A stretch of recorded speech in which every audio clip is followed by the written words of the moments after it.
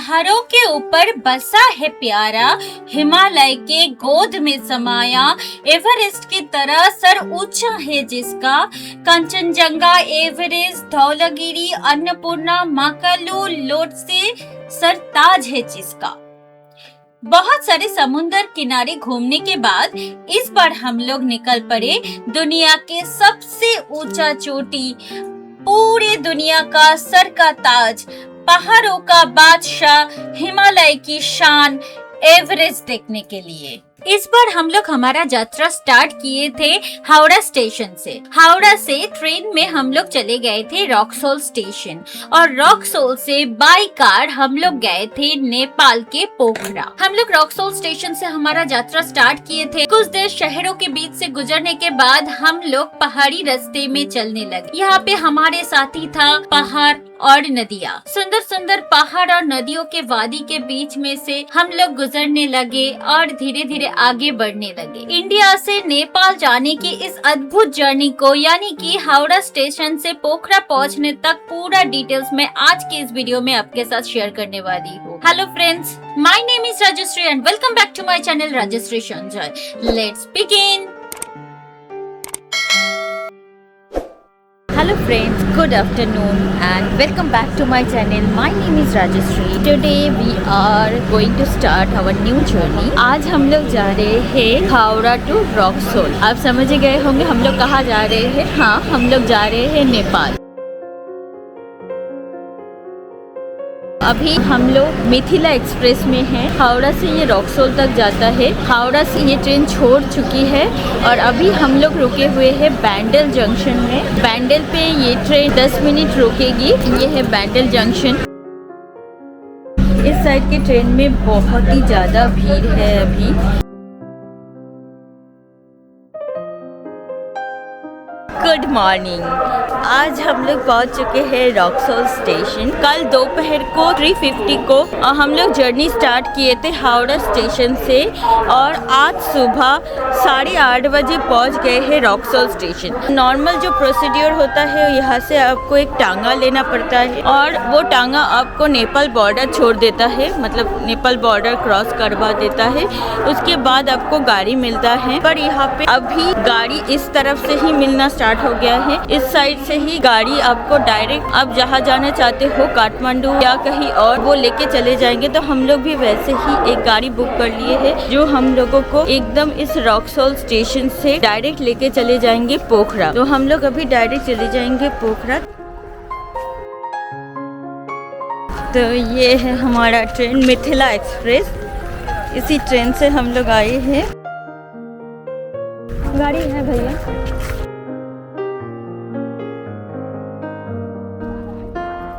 तो ये है इस ट्रेन। हम लोग अभी लाइन से जा रहे हैं।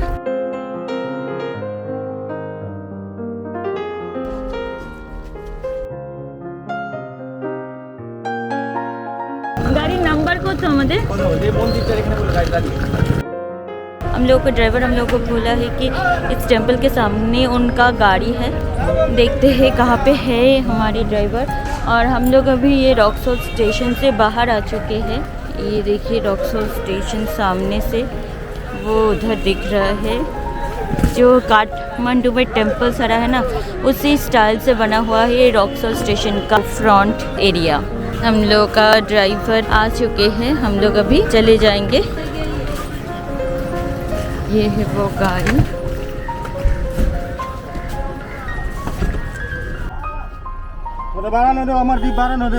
और धीरे धीरे हम लोग स्टेशन से निकलने लगे। स्टेशन के बाहर था बहुत सारा शॉप्स और वहाँ पे बहुत सारा खाने का दुकान भी था। आप अगर चाहो तो यहाँ पे कुछ हल्का फुल्का ब्रेकफास्ट करके भी निकल सकते हो। हम लोग यहाँ पे ब्रेकफास्ट नहीं किए थे, हम लोग डायरेक्ट निकल गए थे। इस टाइम हम लोग पहली बार रोड से बॉर्डर क्रॉस करने वाले थे और दूसरे देश जाने वाले थे। इस वजह से हम लोग बहुत ज्यादा एक्साइटेड थे और जल्दी जल्दी इंडिया नेपाल बॉर्डर पहुंचना चाहते थे और ब्रेकफास्ट भी हम लोग नेपाल में ही करना चाहते थे।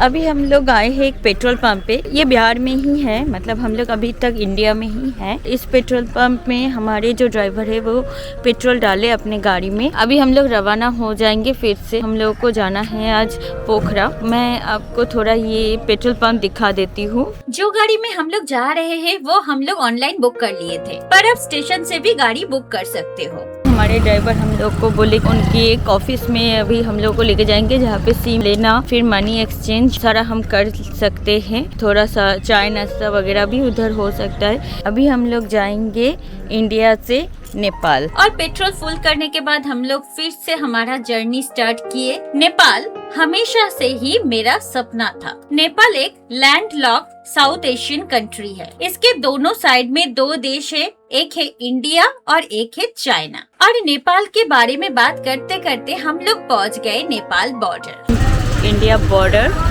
अभी हम लोग पहुंच गए हैं इंडिया नेपाल बॉर्डर में। ये देखिए, ये है बॉर्डर का लुक, बहुत ही खूबसूरत है। और इस जगह से अभी हम लोग एंटर कर जाएंगे नेपाल, इंडिया से नेपाल। सामने था इंडियन कस्टम, तो वहाँ पे कुछ पूछा नहीं, कुछ चेकिंग वगैरह कुछ नहीं हुआ। जस्ट वहाँ पे बैठे थे इंडियन कस्टम्स वाले और हम लोग उधर से सीधा आ गए इधर। ये बॉर्डर पे रुके थोड़ा फ़ोटो खींचने के लिए। अभी हम लोग इस बॉर्डर से नेपाल के अंदर जाएंगे। अभी हम लोग आए हैं कुछ बंसार करके जगह में। तो यहाँ पे मेनली जो होता है वो गाड़ी का परमिट होता है। तो हम लोग जो गाड़ी बुक किए हैं, गाड़ी के ड्राइवर जो है उन्होंने गए हैं इस बिल्डिंग पे। मैं दिखाती हूँ आपको बिल्डिंग, परमिट बनवाने के लिए, परमिट का जगह।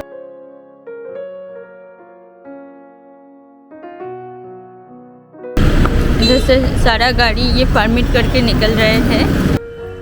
हम लोग अभी आ गए हैं एक पॉइंट पे जहाँ पे कोई टूर एंड ट्रैवल्स कंपनी का ऑफिस है। जो हम लोग टूर ऑपरेटर के साथ आए हैं उन लोगों का ऑफिस है। यहाँ पे हम लोग थोड़ा ब्रेकफास्ट वगैरह करेंगे।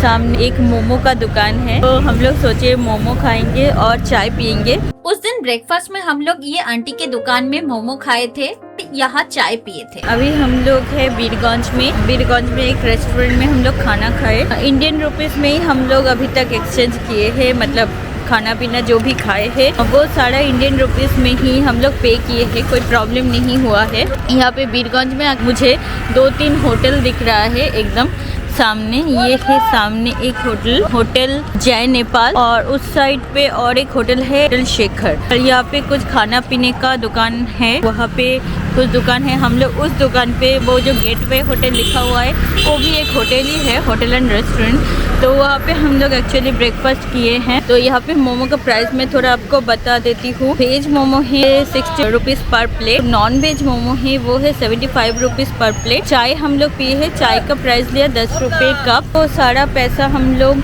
इंडियन रुपीस में ही पे किए हैं उनको। उन्होंने वापस भी हम लोगों को इंडियन रुपीस में, मतलब इंडियन करेंसी में ही कर दिया है। हम लोग अभी तक एक्सचेंज नहीं करवाए हैं क्योंकि यहाँ पे एक्सचेंज रेट अच्छा नहीं दे रहा है। इंडियन रुपीस के साथ नेपाली रुपीस का एक्सचेंज रेट है 100 to 160। यहाँ पे 100 to 150 दे रहा है, कम दे रहा है, इसीलिए हम लोग नहीं ले रहे हैं। हम लोग एक सिम लिए हैं। सिम का प्राइस है 200 रुपीज़ का सिम है और उसमें ज़्यादा डेटा नहीं रहेगा। तो उसके साथ हम लोग को 100 रुपीज़ का एक्स्ट्रा रिचार्ज करवाना पड़ा। 100 रुपीज़ का एक्स्ट्रा रिचार्ज में हम लोगों को और 7 दिन डेटा मिल जाएगा। 200 का सिम और 100 का रिचार्ज, कुल मिला के हम लोग को 300 रुपीज़ पड़ा है सिम के लिए। यहाँ पे वॉशरूम वगैरह भी है, अगर आपको ज़रूरत पड़े तो आप जा सकते हो कि ये होटल ही है। अभी हम लोग रवाना हो जाएंगे पोखरा के लिए।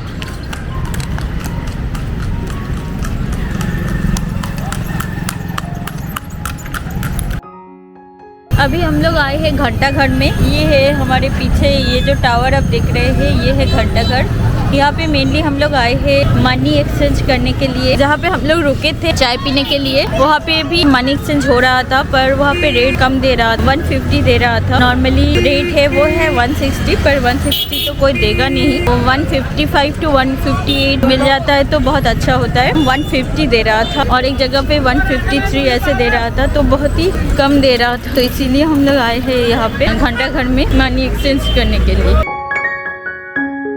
यहाँ पे घंटाघर में बहुत सारा दुकानें हैं और हर एक दुकान में रेट अलग अलग है। थोड़ा 2-4 दुकान घूम के ही आप एक्सचेंज करवाइएगा। अभी हम लोग आए हैं इस मनी एक्सचेंज के सेंटर में। ये रिकॉर्डिंग कर रहे हैं, फिर इसको अब यूट्यूब पे डाउनलोड करेंगे, अपलोड करेंगे। अभी हम लोग घंटाघर से निकल गए हैं, अभी सीधा चले जाएंगे पोखरा। ये इंडिया है कि नेपाल है? इंडिया का फ्लैग लगा हुआ है।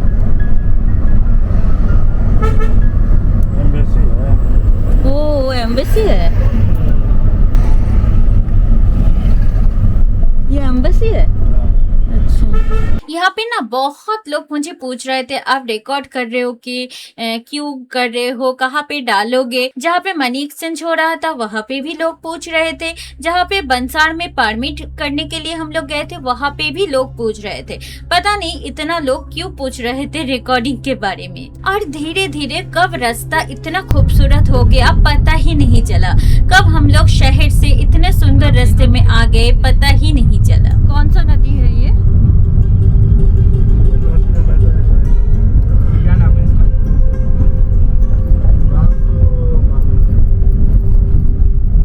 और इस खूबसूरत से रास्ते में हमारे साथ साथ चल रही थी एक नदी और दोनों साइड जंगल का व्यू भी आ रहा था। इस जर्नी को हम लोग बहुत एंजॉय कर रहे थे। यहाँ पे नदी के किनारे बहुत सारा खाने का दुकान भी हम लोगों को दिख रहा था जगह जगह पे। अभी नदी और जंगल के रास्ते को छोड़ के फिर से हम लोग शहर के अंदर घुस गए। हम लोग अभी रुके हैं एक पेट्रोल पंप पे। एक्चुअली हम लोग बाई कार जा रहे हैं बीरगंज से पोखरा। हम लोग का जर्नी है 10 आवर्स का, हाँ 10 घंटे का जर्नी है। आप लोगों को लगता होगा कि आप लोगों में से बहुत लोगों का क्वेश्चन भी है कि हम लोग जब बाई रोड ट्रैवल करते हैं तो वॉशरूम वगैरह जाने के लिए कहाँ पे रुकेंगे। इसके लिए मुझे लगता है पेट्रोल पंप बेस्ट है, तो हम लोग भी एक पेट्रोल पंप पे रुके हैं यहाँ पे वॉशरूम यूज करने के लिए। इस पेट्रोल पंप में और एक अच्छा है कि इधर एक रेस्टोरेंट भी है, बहुत लोग यहाँ पे लंच भी कर रहे हैं। तो हम लोग को अभी लंच नहीं करना है, हम लोग निकल जाएंगे। यहाँ पे जो वॉशरूम है वो बहुत ही सुंदर है, मतलब ठीक ठाक है, क्लीन है, कोई प्रॉब्लम नहीं है। कोई कोई पेट्रोल पंप में थोड़ा सा क्लीन नहीं रहता है, तो आप वो सब पेट्रोल पंप अवॉइड कर सकते हैं। आप 2-3 पेट्रोल पंप देख के अच्छा वाला देख के यूज़ करने जा सकते हैं। एक्चुअली हम लोग पहाड़ के ऊपर चढ़ चुके हैं, पहाड़ के ऊपर से ही जा रहे हैं हम लोग का चारों तरफ ही पहाड़ है। तो ये है पहाड़ और ये है ये पेट्रोल पंप, और यहाँ पे एक डिपार्टमेंटल स्टोर है, छोटा मोटा सामान मिल रहा है, कोल्ड ड्रिंक्स वगैरह। सिर्फ कोल्ड ड्रिंक्स नहीं, हार्ड ड्रिंक्स भी है। और यहाँ पे इधर है आइसक्रीम, उधर भी कोल्ड ड्रिंक्स, हार्ड ड्रिंक्स, सब कुछ अवेलेबल है। और इस साइड है कुछ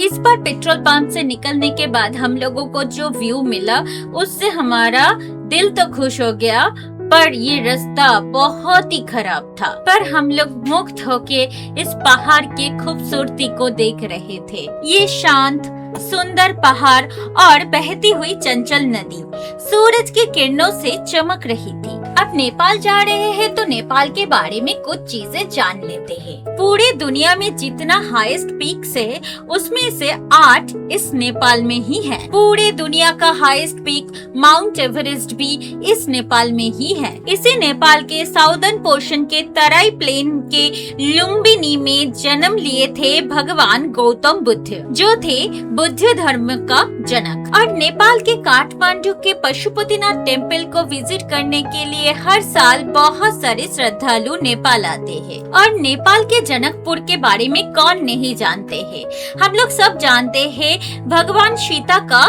बर्थ प्लेस है ये जनकपुर। ये जनकपुर मिथिला राज का राजधानी था। बहुत लोग इसे जनकपुर धाम भी कहते हैं। बहुत सारे श्रद्धालु जनकपुर धाम आते हैं।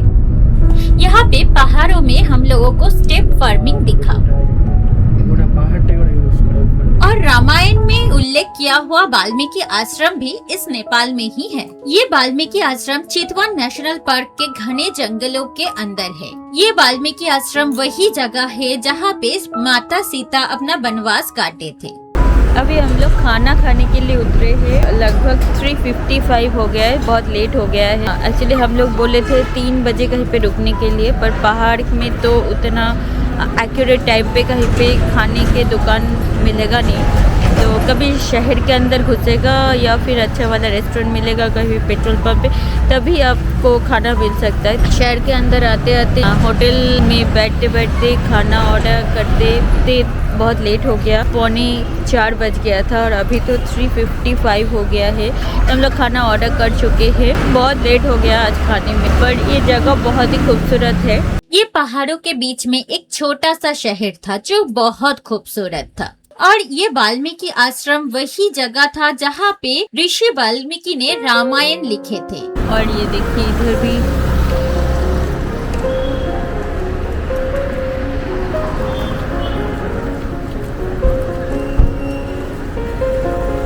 जिधर भी देखते उधर ही पहाड़ ही दिख रहा है। बहुत खूबसूरत है ये जगह। अभी हम लोग लंच कंप्लीट करके आ गए हैं और लंच कंप्लीट करने के बाद हम लोग को एक छोटा सा ब्रिज दिखा, तो हम लोग वहाँ पे थोड़ा रुके हैं ये ब्रिज को देखने के लिए। ब्रिज में रस्सी बांध के छोटे छोटे बच्चे जो है वो झूला झूल रहे हैं।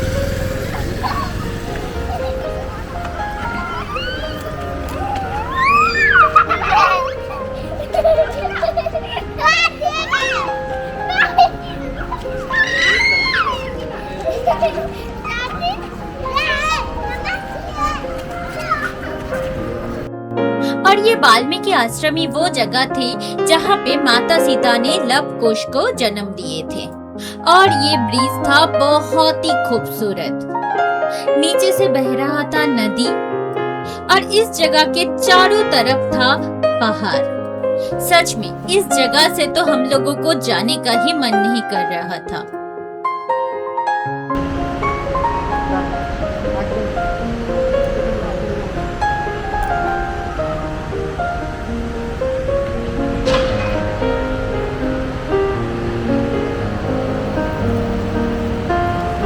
हम लोग लास्ट 2 दिन से जर्नी कर रहे थे तो इस टाइम में बहुत टायर्ड थे, पर इस व्यू को देख के हमारा सारा थकान दूर हो गया।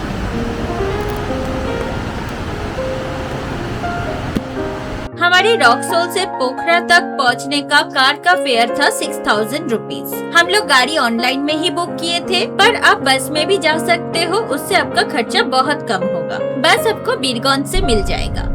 अभी हम लोग पहुंच चुके हैं पोखरा हमारे होम स्टे में। हम लोग लगभग 9 बजे पहुंच गए थे हमारे होम स्टे में। बीच में रास्ता बहुत ही खराब था। जो जंक्शन पॉइंट है काठमांडू और पोखरा का, वहाँ से पोखरा तक रास्ता बहुत ही ज्यादा खराब था। पूरा मिट्टी का रास्ता था, गाड़ी में इतना जर्किंग हो रहा था, हालत खराब हो गया। उधर ही ज्यादा टाइम लग गया। जो बीरगंज से वो जंक्शन पॉइंट तक आने में उतना टाइम नहीं लगा था, वो जंक्शन से पोखरा आने में बहुत ज्यादा टाइम लग गया। फिर हम लोग 9 बजे पहुँच गए थे होम स्टे अपना। फिर हम लोग अपना सामान वामान रख के होम स्टे में चेक इन वगैरह करके सारा फॉर्मेलिटीज करके हम लोग थोड़ा निकले हैं आसपास के एरिया को देखने के लिए। थोड़ा कौन से दुकानें हैं ये सब देखने के लिए। अभी टाइम हो रहा है 9:45। यहाँ पे लगभग आधा से ज्यादा दुकानें बंद हो गया है, तो थोड़ा कुछ दुकानें खुला है, तो हम लोग थोड़ा देख के फिर वापस चले जाएंगे। देखते कुछ खाना मिलता है नहीं, क्योंकि हम लोग थोड़ा ट्राई करेंगे कि नेपाली ऑथेंटिक क्विज़िन जो है वो खाने के लिए। तो यहाँ पे ना बहुत सारे, एक होटल में हम लोग आए तो वहाँ पे देख रहे हैं कि बहुत सारे मीट का ऑप्शन है यहाँ पे। जैसे इतने सारे बर्ड्स का मीट मिलता है इधर, इतना सारा ऑप्शन है। काफ़ी कुछ यहाँ पे हम लोग को नया दिख रहा है, मतलब नाम से। खाने के बाद कैसा लगेगा पता नहीं, पर नाम से ये सब नया दिख रहा है। ये देखिए ये हुक्का सारी जगह पे मिल रहा है, ओपनली ऐसे बिक रहा है। ये कबाब का दुकान है। ये जो रोड है इसके दोनों तरफ सिर्फ होटल ही होटल है। ये जैसे एक होटल प्लैनेट, ये hotel Himsagar, hotel dream house, hotel Rudraksh. अभी चलते चलते काफ़ी ठंड लग रहा है क्योंकि हम लोग जहाँ पे है, जिस एरिया में है, वहाँ पे बहुत पास में ही है ये फेवा लेक। हम लोग अभी आ गए हैं एक रेस्टोरेंट पे। यहाँ पे हम लोग ऑर्डर किए हैं मटन थाली। तो ये है ये रेस्टोरेंट।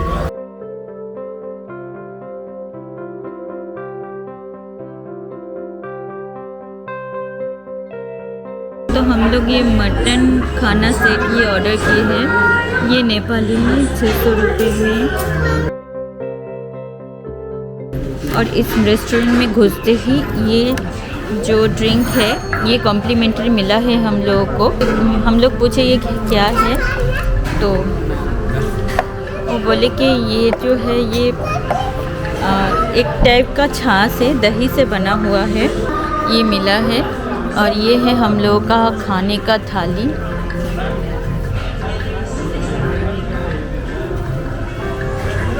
तो यहाँ पे मैं आपको दिखा देती हूँ, ये है राइस, ये एक सब्जी दिया हुआ है,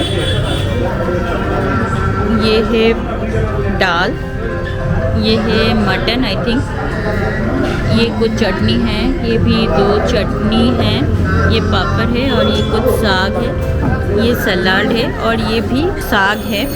तो ये आया है हम लोग का थाली। और आज का इंडिया से नेपाल आने का इस जर्नी को मैं यही पेंट करती हूँ। आप बताइएगा ये वीडियो आपको कैसा लगा। अगर वीडियो अच्छा लगा है तो लाइक कीजिए इस वीडियो को। खाना बहुत ही अच्छा है, थोड़ा डिफरेंट टेस्ट वाला है।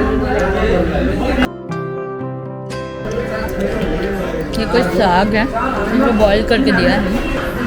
और ये जो साग था ये फ्राई किया हुआ है। शेयर कीजिए अपने फ्रेंड्स एंड फैमिली के साथ। और इस तरह की और वीडियोस देखने के लिए please subscribe to my channel and press the bell icon while subscribing so that you can get instant notification whenever I upload a new video. Finally, thanks for watching and bye bye.